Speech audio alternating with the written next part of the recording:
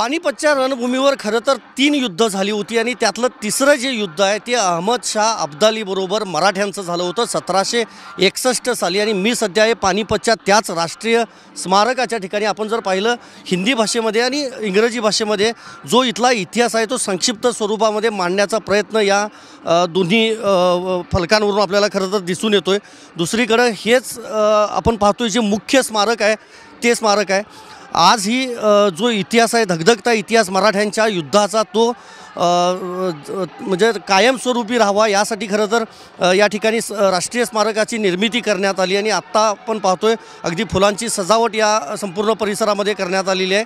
दुसरं महत्त्वाचं बाजूला आपण जे आंब्याचं हे झाड पाहतोय त्यावेळेला देखील आंब्याची झाडं होती आणि मराठ्यांच्या रक्तामुळं इथल्या आंब्याची जी झाडं आहेत ती काळी पडली होती आणि म्हणूनच या परिसराला काला आम म्हणून आजही ओळखलं जातं।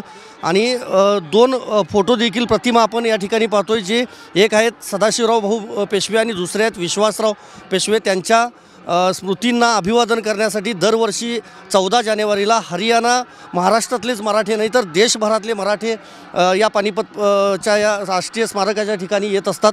आणि भारत सरकारकडून आणि हरियाणा सरकारकडून नंतर या संपूर्ण परिसराचा विकास देखील करण्यात आला आणि एक पर्यटन स्थळ त्याचबरोबर राष्ट्रीय स्मारक म्हणून देखील या सगळ्याची जी घोषणा आहे ती करण्यात आली।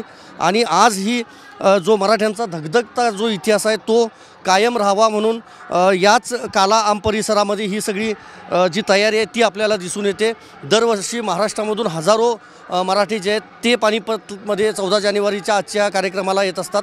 शासकीय देखील जे प्रतिनिधी आहेत ते देखील आजच्या या कार्यक्रमासाठी उपस्थित राहत असतात। व्हिडिओ जर्नलिस्ट विनोद कुमारसह मी संदीप राजगोळकर, TV9 मराठी, पानिपत।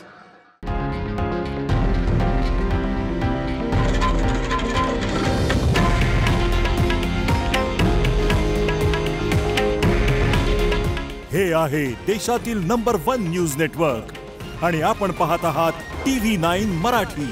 काळजी तुमची, हित महाराष्ट्राचं।